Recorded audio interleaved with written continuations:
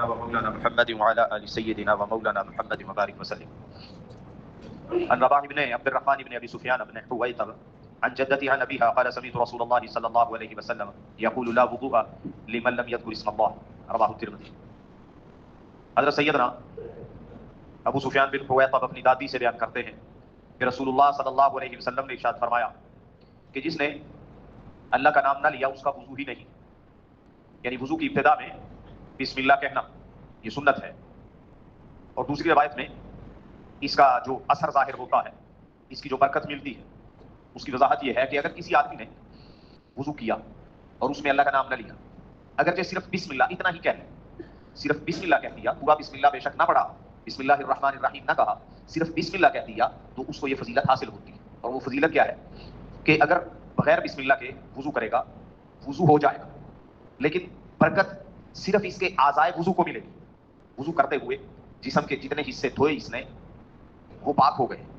لیکن اگر اللہ کا نام لیا، بسم اللہ پڑھ کے اس نے وضو کیا، پھر پورے بدن کو وہ برکت حاصل ہوتی ہے، پورا بدن پاک ہوتا ہے. اللہ کے نام کی ایسی برکت.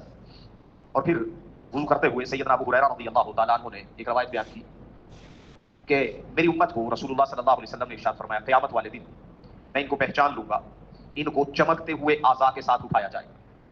جو جسم کے حصے وہ وضو کے اندر دھلتے ہیں، قیامت والے دن وہ چمک رہے ہیں.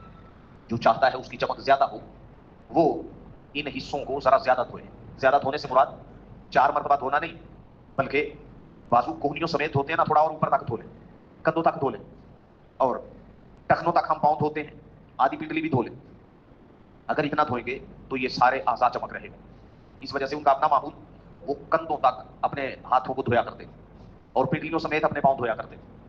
لیکن ایک بات یاد رہے کہ کبھی جوش آیا ہو نا، پھر اس وقت پنڈلیاں دھو لی، یا کبھی مولوی صاحب کی بات یاد آئی تو پھر کندھوں تک دھو لیے. یہ کبھی کبھار کا معاملہ نہیں ہے. جو عادت بنا لے یہ فضیلت اس کے لیے، جو اپنی عادت بنا لے.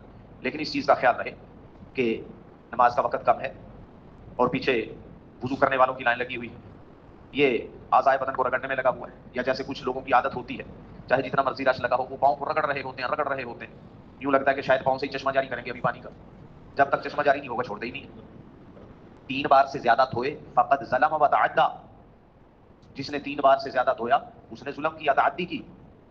اللہ کے نبی صلی اللہ علیہ وسلم نے حد بندیاں فرما رکھی، اس لیے اس چیز کا خوب خیال رکھنا چاہیے. خصوصاً جب رش زیادہ ہو، وقت بھی کم ہو، اس وقت سنت طریقے سے وضو کریں. لیکن بہت زیادہ پانی بہانا، بہت زیادہ بہت دیر تک اعضائے وضو کو رگڑتے رہنا، یہ درست نہیں. اللہ رب العزت ہمیں رسول اللہ صلی اللہ علیہ وسلم کے بتائے ہوئے طریقوں کے مطابق عمل کی توفیق عطا فرمائے.